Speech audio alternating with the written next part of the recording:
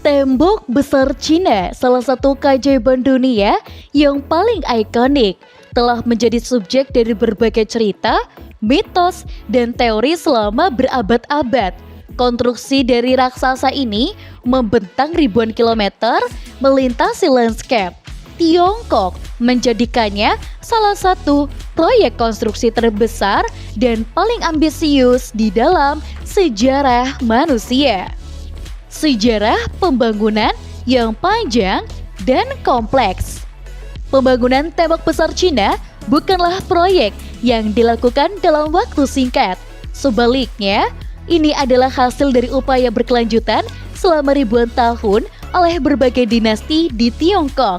Tujuan awal pembangunan adalah untuk melindungi perbatasan utara dari serangan suku-suku nomaden. Dinasti Qin, Kaisar Shi Huang yang menyatukan Tiongkok menjadi sebuah kekaisaran, memerintahkan pembangunan tembok-tembok yang menghubungkan benteng-benteng yang sudah ada sebelumnya.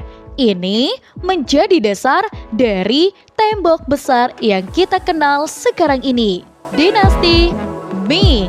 Dinasti Ming melakukan renovasi dan perluasan besar-besaran kepada tembok. Pembangunan bagian-bagian yang paling kokoh dan terkenal yang masih ada hingga saat ini. Teori konspirasi yang begitu menarik. Sebagai salah satu keajaiban dunia yang paling misterius, tembok besar Cina juga menjadi subjek dari berbagai teori konspirasi. Beberapa di antaranya adalah tembok besar terlihat dari luar angkasa. Meskipun sering diklaim demikian, sebenarnya tembok besar Cina tidak terlihat dari luar angkasa dengan mata telanjang. Untuk melihatnya, diperlukan peralatan khusus dan kondisi cuaca yang sangat baik. Tembok dibangun oleh alien. Beberapa teori konspirasi yang lebih ekstrim bahkan mengaitkan pembangunan tembok besar dengan keberadaan alien.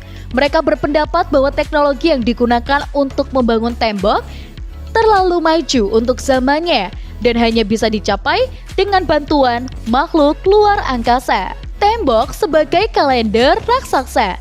Ada teori yang menyatakan bahwa tembok besar Cina sebenarnya adalah sebuah kalender raksasa yang dirancang untuk melacak pergerakan benda langit. Fakta-fakta unik yang mungkin belum kalian ketahui. Yang pertama, panjang yang tidak pasti. Panjang sebenarnya dari tembok besar Cina sulit untuk ditentukan secara pasti karena terus berubah seiring waktu akibat perbaikan dan pembangunan ulang. Yang kedua, bahan bangunan. Tembok besar sebagian besar dibangun menggunakan batu bata, batu, tanah liat, dan kayu. Bahan-bahan ini diikat bersamaan menggunakan campuran beras ketan dan kapur.